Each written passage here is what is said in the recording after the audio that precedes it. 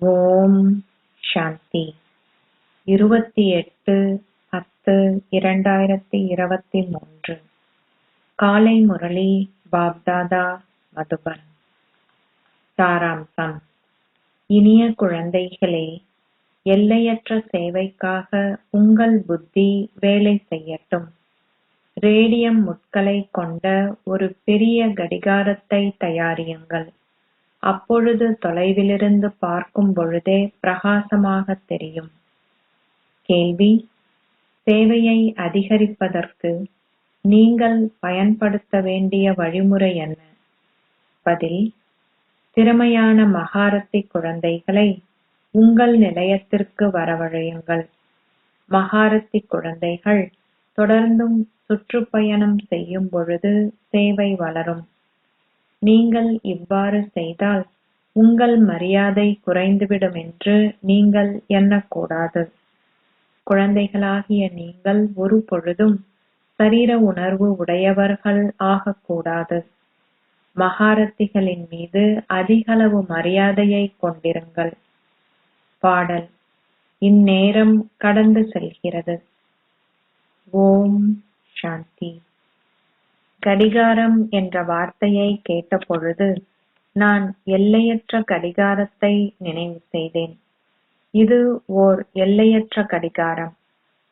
இவை அனைத்தும் புரிந்து கொள்வதற்கு உங்கள் புத்தியை பயன்படுத்துவதே பிரதானமாகும். அக்கடிகாரத்திற்கு ஒரு பெரிய முள்ளும் ஒரு சிறிய முள்ளும் உள்ளன. வினாடிகளுக்கான பெரிய முள் தொடர்ந்தும் நகர்கிறது. இப்பொழுது நள்ளிரவு, அதாவது இரவு முடிவடைந்து பகல் ஆரம்பமாக உள்ளது என்பது அர்த்தமாகும். ஆகவே நீங்கள் இந்த எல்லையற்ற கடிகாரத்தை எவ்வளவு பெரிதாக உருவாக்க வேண்டும்? நீங்கள் அவற்றின் முட்களை ரேடியத்தினால் உருவாக்குவதனால் அவை தொலைவிலிருந்து பார்க்கையில் பிரகாசமாக தெரியும். கடிகாரமே விளங்கப்படுத்துகின்றது. புதிதாக ஒருவர் வரும் பொழுது அவரை வந்து அக்கடிகாரத்தை பார்க்க அனுமதியுங்கள். கடிகார முள் இப்பொழுது உண்மையிலேயே முடிவை அடைந்துள்ளதால் அதனை பார்க்கும் அனைவரும் விநாசம் நிச்சயமாக இடம்பெறவுள்ளது என்பதையும் சத்தியயுகம் மீண்டும் வரும் என்பதையும் புரிந்து கொள்ள முடியும் என புத்தி கூறுகின்றது. சத்திய யுகத்தில் மிக சொற்ப ஆத்மாக்களே இருப்பதால் ஏனைய ஆத்மாக்கள் அனைவரும் நிச்சயமாக வீட்டுக்கு திரும்பி செல்வார்கள். படங்கள் மூலம் புரிந்து கொள்வது மிகவும் இலகுவானதாகும். எவராவது இவ்வாறானதொரு கடிகாரத்தை தயாரித்தால் தங்கள் வீட்டில் வைத்திருப்பதற்கு பலரும் இக்கடிகாரத்தை வாங்குவார்கள். இக்கலியுக உலகம் சீரழிந்துள்ளது என்று நீங்கள் விளங்கப்படுத்த வேண்டும். பல சமயங்கள் உள்ளன. விநாசம் முன்னால் உள்ளது. இயற்கை அனர்த்தங்களும் இடம்பெறும். இப்பொழுது லக்ஷ்மியும் நாராயணனும் எவ்வாறு தங்கள் சத்தியயுக ராஜ்யத்தை பெற்றனர்? நிச்சயமாக அவர்கள் அதனை தந்தையிடமிருந்து பெற்றிருக்க வேண்டும். சங்கம யுகத்தில் தூய்மையற்ற உலகிற்கு தூய்மையாக்குபவர் வருகிறார். தந்தை தூய உலகிற்கு வரவேண்டியதில்லை. இது சக்கரத்தின் விளக்கத்தில் உள்ள ஒரு முதற்தரமான விஷயமாகும். இதனை எவருக்கும் விளங்கப்படுத்துவது மிகவும் இலகுவானதாகும். அதிகளவு பணம் இருப்பவர்கள் விரையாக இப்படங்களை தயாரிக்குமாறு ஓர் ஓவியரிடம் உடனடியாகவே கூற வேண்டும். எந்த அரசாங்க பணியும் அவ்வாறே இடம்பெறுகின்றன. ஆனால் இங்கோ அரிதாக சிலரே அத்தகைய பணிகளை செய்கின்றார்கள். ஒரு மிக சிறந்த ஓவியர் இப்படங்களுக்கு நன்றாக வர்ணம் தீட்டினால் அவை மிகவும் அழகாக தெரியும். இந்நாட்களில் கலைக்கு அதிகளவு மரியாதை உள்ளது. அவர்கள் நடனக் கலையில் அதிகளவில் ஈடுபடுகின்றார்கள். முன்னர் அத்தகைய நடனம் இருந்ததாக அவர்கள் நம்புகின்றனர். ஆனால் அவ்வாறு இல்லை. ஆகவே நீங்கள் இந்த எல்லையற்ற கடிகாரங்களை உடனடியாக தயாரிப்பதனால் மக்களால் மிக தெளிவாக புரிந்து கொள்ள முடியும். நிறமும் சிறப்பாக இருப்பதனால் அது சதா பிரகாசிக்கும். மனிதர்கள் எவரும் தூய்மையாக்குபவராக இருக்க முடியாது. மனிதர்கள் தூய்மையற்றவர்கள். இதனாலேயே அவர்கள் அழைத்து பாடுகிறார்கள், ஸ்வர்க்கமே தூய உலகமாகும். ஸ்ரீ கிருஷ்ணரே அவலட்சணமானவராகி பின்னர் அழகானவர் ஆகுபவர் என்பதை மக்கள் அறியார்கள். இதனாலேயே அவர் அவலட்சணமானவரும் அழகானவரும் என அழைக்கப்படுகிறார். முன்னர் நாங்களும் இதனை புரிந்து கொள்ளவில்லை. காமச்சிதையில் அமர்வதால் நாங்கள் நிச்சயமாக அவலட்சணமானவர்கள் ஆகுகிறோம். அதாவது ஆத்மாக்கள் தூய்மையற்றவர்கள் ஆகுகிறார்கள் என்பது இப்பொழுது எங்களுடைய புத்தியில் உள்ளது. பரமாத்மாவாகிய பரம தந்தை உங்களுக்கு உங்களுடைய ஆஸ்தியை கொடுக்கின்றார் எனவும் ராவணன் உங்களை சபிக்கிறான் எனவும் நீங்கள் தெளிவாக எழுத வேண்டும். எவ்வாறாயினும் திரேதாயுக ராகவ குலத்தின் அரசர் ராமரை நோக்கியே மக்களின் புத்தி செல்கிறது. ஆனால் பரமாத்மாவாகிய பரம தந்தையே ராமர் ஆவார். இந்நாட்களில் ஒவ்வொருவரும் தங்களை கடவுள் என்று அழைப்பதால் நீங்கள் இப்படங்களை உருவாக்குவதற்கு உங்கள் புத்தியை பயன்படுத்த வேண்டும். ஒரே ஒரு தந்தையே உள்ளார் என்றும் ஆத்மாக்கள் அனைவரும் பரந்தாமத்திற்கு சென்று அங்கு பரமாத்மாவுடன் இருப்பார்கள் என்றும் நீங்கள் புரிந்து கொள்கிறீர்கள்.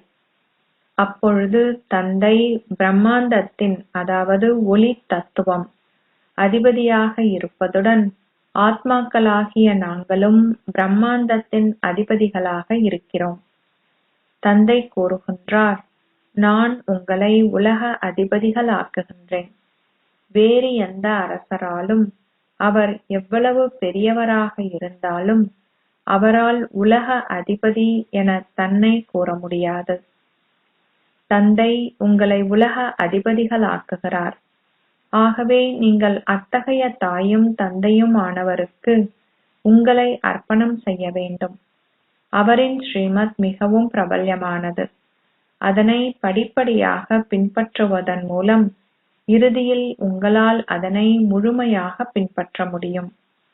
தற்பொழுது நீங்கள் அதனை முழுமையாக பின்பற்றினால் நீங்கள் மேன்மையானவர்கள் ஆகுவீர்கள். நீங்கள் அதிகளவு பிரயத்தனம் செய்ய வேண்டும். யாகம் நீடிக்கும் வரை உங்கள் முயற்சிகள் தொடரும். இது உருத்திர ஞான யாகமாகும். அமைதியை அடைவதற்காக மக்களும் உருத்திர யாகங்களை வளர்க்கின்றார்கள். எவ்வாறாயினும் அவற்றால் அமைதி ஏற்பட முடியாது. தந்தையான உருவாக்கப்படும் ஒரே ஒரு யாகமே உள்ளது. முழு உலகின் ஆகுதிகளும் அதிலேயே அர்ப்பணிக்கப்பட உள்ளன. இதனூடாகவே ஒரு வினாடியில் நீங்கள் ஜீவன் முக்தியை அடைகிறீர்கள். அவர்கள் பல வகையான யாகங்களை வளர்க்கின்றார்கள். இருப்பினும் அவற்றினால் எந்த நன்மையும் இல்லை. குழந்தைகளாகிய நீங்கள் அஹிம்சாவாதிகள். தூய்மையாகாமல் எவராலும் ஸ்வர்க்கத்திற்கு செல்ல முடியாது. இதுவே இறுதி காலமாகும். இது ராவணனின் சீரழிந்த உலகமாகிய தூய்மையற்ற உலகம் என நீங்கள் எழுத வேண்டும். 100% தூய்மையின்மை, அமைதியின்மை, துன்பம், நோய்கள் என்பன நிலவுகின்றன. ஆனால் சத்திய யுகத்தில் அனைவரும் மேன்மையானவர்கள். அங்கு 100% தூய்மையும் சந்தோஷமும் அமைதியும் இருப்பதுடன் அனைவரும் நோய்களிலிருந்து விடுபட்டவர்களாகவும் உள்ளார்கள். அது ராவணனின் சாபமும் இது சிவபாபாவிடமிருந்தான ஆஸ்தியுமாகும். எக்காலத்திலிருந்து எக்காலம் வரை பாரதம் மேன்மையாக இருந்தது. பின்னர் எக்காலத்திலிருந்து எக்காலம் வரை அது சீரழிந்தது என்பதை உங்களின் புத்தகங்கள் முழுமையாக விளங்கப்படுத்த வேண்டும். எவரும் பார்த்தவுடனேயே இவ்விஷயங்களை எளிதாக புரிந்து கொள்ளக்கூடிய வகையில் புத்தகங்கள் இருக்க வேண்டும். ஏனையோருக்கு விளங்கப்படுத்துவதனால் உங்கள் புத்தியின் போதை உயரும். இவ்வியாபாரத்தில் ஈடுபட்டிருப்பதனால் இப்பயிற்சியை நீங்கள் விருத்தி செய்வீர்கள். மக்கள் 8 மணி தியாலங்களுக்கு வேலைக்கு செல்கின்றார்கள். ஆகவே நீங்களும் இச்சேவையை 8 மணி தியாலங்களுக்கு செய்ய வேண்டும். நிலையங்களில் வசிக்கும் புத்திரிகளும் வரிசை கிரமமானவர்கள். சிலருக்கு சேவை செய்வதில் அதிகளவு ஆர்வம் இருக்கிறது. அவர்கள் சதா எங்கும் ஓடி சென்று சேவை செய்கிறார்கள். ஆனால் ஏனையோரோ சௌகரியமாக ஓரிடத்தில் அமர்ந்திருக்கின்றார்கள்.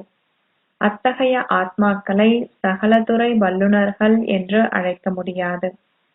அவர்கள் மகாரத்திகளை பற்றி அதிகளவு சிந்திக்காததால் சேவை பின்னடைகின்றது. பலருக்கும் தங்களை பற்றி அதிகளவு அகங்காரம் உள்ளது. மக்கள் தங்களுக்கு அதிகளவு மரியாதை கொடுக்க வேண்டும் என்றும், வேறு எவராவது தங்கள் நிலையத்திற்கு வந்தால் தங்கள் மரியாதை குறைந்துவிடும் என்றும் அவர்கள் எண்ணுகிறார்கள். வருகின்ற மகாரத்திகள் தங்களுக்கு உதவி செய்வார்கள் என்பதை அவர்கள் புரிந்து கொள்வதில்லை. அவர்கள் தங்களை பற்றி அகங்காரம் கொள்கிறார்கள். அத்தகைய மூடர்களும் உள்ளனர். தந்தை கூறுகின்றார், பிரபுவும் அதிபதியுமானவரும் ஒரு நேர்மையான இதயத்தின் மூலம் பூரிப்படைகின்றார். பாபா தொடர்ந்தும் செய்திகள் அனைத்தையும் பெறுவதுடன் அவரால் ஒவ்வொருவருடைய நாடி துடிப்பையும் அறிந்து கொள்ள முடியும். இந்த பாபாவும் அனுபவசாலியாவார். சக்கரத்தின் விளக்கம் மிகவும் சிறந்தது. நீங்கள் உங்களுடைய இவ்விளக்கத்தை கொடுக்கும் பொழுது சேவை மிகவும் வேகமாகவும் மகத்தாகவும் இடம்பெறும். தற்பொழுது சேவை ஓர் எறும்பு ஊர்கின்ற வேகத்திலேயே இடம்பெறுகின்றது. நீங்கள் சரீர உணர்வில் இருப்பதால் உங்கள் புத்தி நன்றாக செயற்படுவதில்லை. நீங்கள் இப்பொழுது விரைவாக சேவை செய்ய வேண்டும். சேவாதாரி குழந்தைகளின் புத்தியானது என்ன உருவாக்கப்பட வேண்டும் என்பதில் தொடர்ந்தும் வேலை செய்கின்றது. படங்களை பயன்படுத்தி விளங்கப்படுத்துவது மிகவும் இலகுவானதாகும். இது இப்பொழுது கலியுகமாகும். சத்திய யுகம் ஸ்தாபிக்கப்படுகிறது. தந்தையே அனைவரையும் திரும்பவும் அழைத்து செல்பவர். அங்கு சந்தோஷம் இருக்கிறது. ஆனால் இங்கோ துன்பம் உள்ளதுடன் அனைவரும் தூய்மையற்றவர்களாகவும் உள்ளனர். தூய்மையற்ற மனிதர்களால் எவருக்கும் முக்தியையோ அல்லது ஜீவன் முக்தியையோ அருள முடியாது. அக்குருமார் அனைவரும் உங்களுக்கு பக்தி மார்க்கத்துக்குரிய செயற்பாடுகளையே கற்பிக்கிறார்கள். குருமார் அனைவரும் பக்தி மார்க்கத்திற்கு உரியவர்கள். ஞான மார்க்கத்தில் குருமார்கள் எவரும் இருப்பதில்லை. இங்கு நீங்கள் அதிகளவு முயற்சி செய்ய வேண்டும். பாரதத்தை ஸ்வர்க்கம் ஆக்குவது ஒரு மந்திர வித்தையின் விளையாட்டு ஆகும். இதனாலேயே அவர் மந்திரவாதி என்று அழைக்கப்படுகிறார். கிருஷ்ணரை மந்திரவாதி என்று அழைக்க முடியாது. தந்தையே கிருஷ்ணரை அவலட்சணமானவரிலிருந்து அழகானவர் ஆக்குபவர். இதனை விளங்கப்படுத்துவதற்கு உங்களுக்கு அதிகளவு போதை தேவையாகும். நீங்கள் சேவை செய்வதற்கு வெளியே செல்ல வேண்டும். ஏழைகள் இந்த ஞானத்தை மிகவும் நன்றாக பெறுகின்றார்கள். செல்வந்தர்களுக்கு குறைந்தளவு நம்பிக்கையே உள்ளது. 100 ஏழைகளுக்கு மத்தியில் அநேகமாக ஓரிரு செல்வந்தர்களும் 5 அல்லது 7 சாதாரணமானவர்களுமே வெளிப்படுவார்கள். அனைத்தும் இவ்வாறே தொடர்கிறது. செல்வத்தை பற்றி அதிகளவு அக்கறை இருக்க மாட்டாது. அரசாங்கம் எவ்வளவு போர் தளபாடங்களை உருவாக்குகின்றது என்று பாருங்கள். இரு பகுதியினரும் விநாசம் இடம்பெறும் என்பதை புரிந்து கொள்கிறார்கள். நாங்கள் விநாசத்தை ஏற்படுத்துவோம். அப்பொழுது வேட்டைக்காரர் ஆகுபவர் யார்? 2 பூனைகள் வெண்ணெய்க்காக சண்டையிட அவற்றின் மத்தியிலுள்ள குரங்கு அதனை பெறுவதாக ஒரு கதை உள்ளது. ஸ்ரீ கிருஷ்ணர் அவரின் வாயில் வெண்ணெயுடன் சித்தரிக்கப்பட்டுள்ளார். அந்த வெண்ணெய் ஸ்வர்க்கத்தை பிரதிநிதித்துவம் செய்கிறது. அரிதாக எவரும் இவ்விஷயங்களை புரிந்து கொள்கின்றார்கள். இங்கு 20 முதல் 25 வருடங்களாக இருப்பவர்களும் எதனையும் புரிந்து கொள்வதில்லை. பாபா பட்டியை உருவாக்கிய பொழுது பலர் வந்தார்கள், பலர் நீங்கி சென்று விட்டனர். அவ்வாறிருப்பினும் பலர் தொடர்ந்தும் இங்கிருந்தனர். நாடகத்தின் முன்னைய கல்பத்திலும் இதே விஷயமே இடம்பெற்றது. இப்பொழுதும் அதே விஷயமே இடம்பெறுகிறது. படங்கள் எவ்வளவு பெரிதாக செய்யப்படுகின்றனவோ அவ்வளவிற்கு ஏனையோருக்கு விளங்கப்படுத்துவது இலகுவாக இருக்கிறது. லக்ஷ்மி நாராயணனின் படம் மிகவும் அத்தியாவசியமானது. விருட்சத்தின் படத்திலிருந்து பக்தி மார்க்கம் எப்பொழுது ஆரம்பித்தது என்பது புரிந்து கொள்ளப்பட்டுள்ளது. முதல் 2 யுகங்களும் பிரம்மாவின் பகலையும் மற்றைய 2 யுகங்களும் பிரம்மாவின் இரவையும் குறிக்கின்றன. மனிதர்கள் எதனையும் புரிந்து கொள்வதில்லை. பின்னர் அவர்கள் பிரம்மா சூட்சும உலகத்தில் இருப்பதாக கூறுகிறார்கள். மனித குலத்தின் தந்தை நிச்சயமாக இங்கேயே இருப்பார். இவை சமய நூல்களிலும் கண்டுகொள்ள முடியாத ஆழமான விஷயங்கள். மனிதர்கள் பார்க்கும் படங்கள் அனைத்தும் பிழையானது. அவர்கள் செவிமடுத்து வருகின்ற ஞானமும் பிழையானது. பிரம்மா பல கரங்களுடன் சித்தரிக்கப்பட்டுள்ளார். அச்சமய நூல்கள் போன்ற அனைத்தும் பக்தி மார்க்கத்துக்கு உரியவை. அது எப்பொழுது ஆரம்பித்தது என்பதை உலகிலுள்ள எவரும் அறியார். பக்தி செய்யாமல் கடவுளை சந்திப்பது அசாத்தியம் என மனிதர்கள் நம்புவதனால் அவர்கள் அதிகளவு பக்தி செய்கிறார்கள். எவ்வாறாயினும் நீங்கள் முற்றிலும் சீரழிந்தவர்கள் ஆகியுள்ள பொழுதே உங்களால் கடவுளை சந்திக்க முடியும். அவர் உங்களுக்கு சர்க்கதியை அருளவும் முடியும். நீங்கள் மாத்திரமே இக்கணக்கீட்டை அறிவீர்கள். அரை கல்பத்தின் பின்னரே பக்தி ஆரம்பிக்கிறது.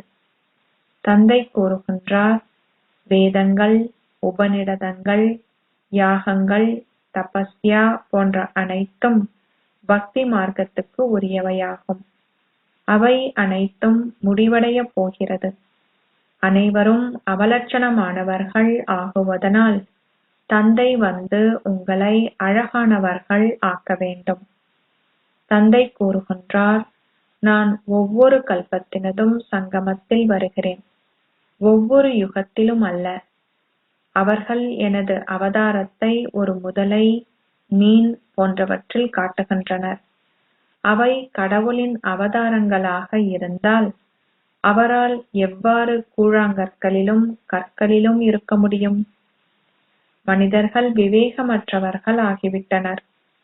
தந்தை வந்து உங்களை மிகவும் விவேகிகள் ஆக்கியுள்ளார்.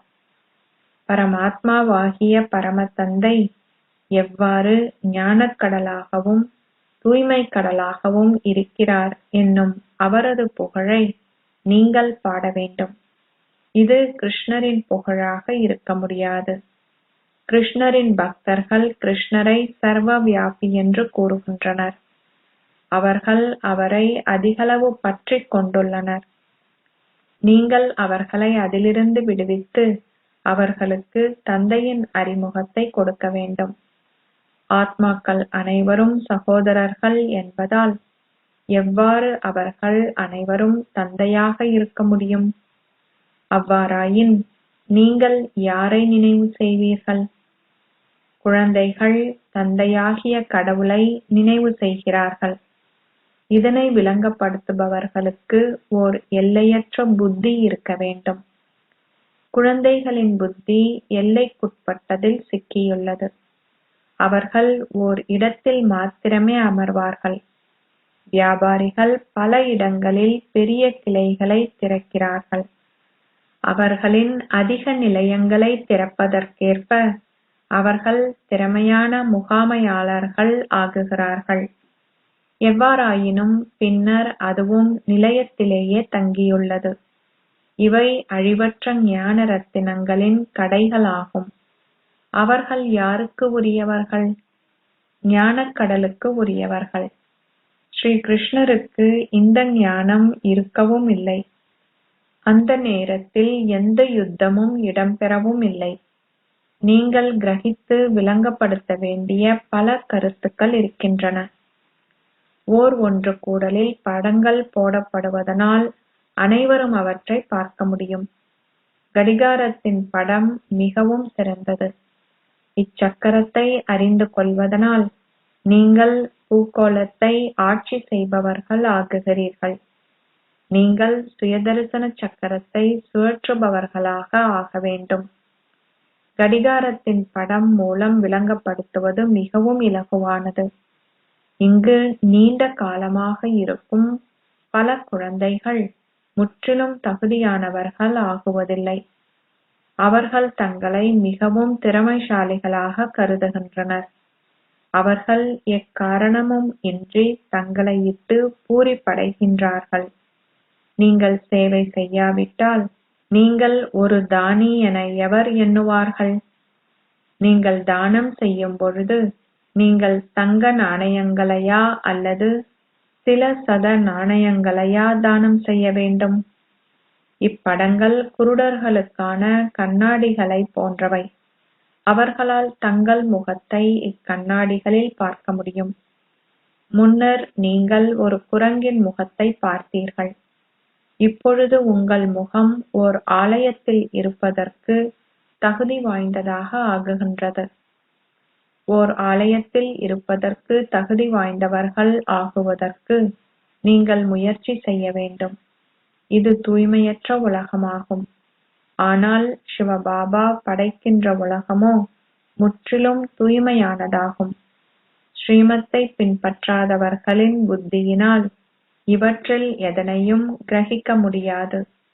தந்தை கூறுகின்றார், நாளுக்கு நாள் நான் உங்களுக்கு ஆழமான விஷயங்களை விளங்கப்படுத்துகிறேன். இந்த ஞானம் நிச்சயமாக வளரும். அங்கு எவ்வாறு 8 ராஜ்யங்கள் இருக்க முடியும் என்று சிலர் வினவுகின்றார்கள். இக்கணக்கீட்டுக்கேற்ப அங்கு இத்தனை ராஜ்யங்கள் இருக்க வேண்டும். தந்தை கூறுகின்றார், நீங்கள் ஏன் இவ்விபரங்களுக்குள் செல்கிறீர்கள்?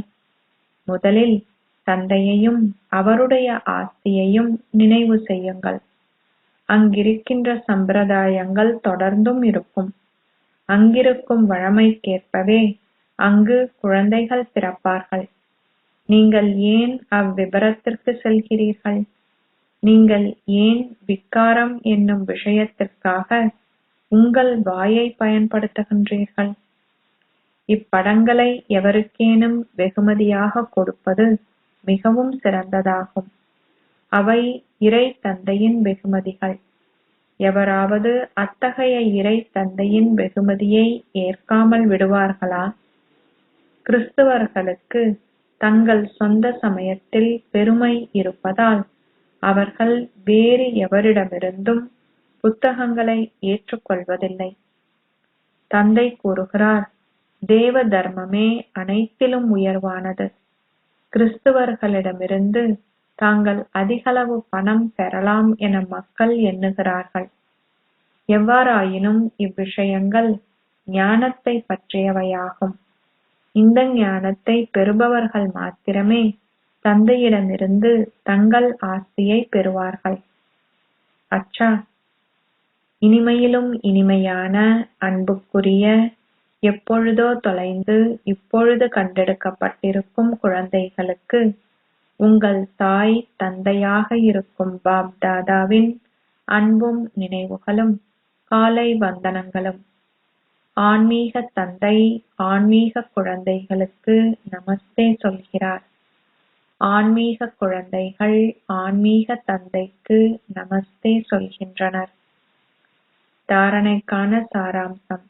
1.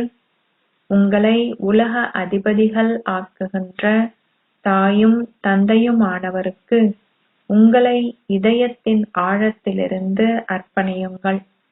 அவருடைய ஸ்ரீமத்தை மிகவும் நன்றாக பின்பற்றி மேன்மையானவர் ஆகுங்கள். 2.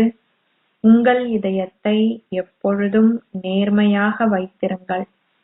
அகங்காரமுடையவர்கள் ஆகாதீர்கள். தங்க நாணயங்களை தானம் செய்து ஞானத்தை தானம் செய்வதில் ஒரு மகாரத்தி ஆகுங்கள்.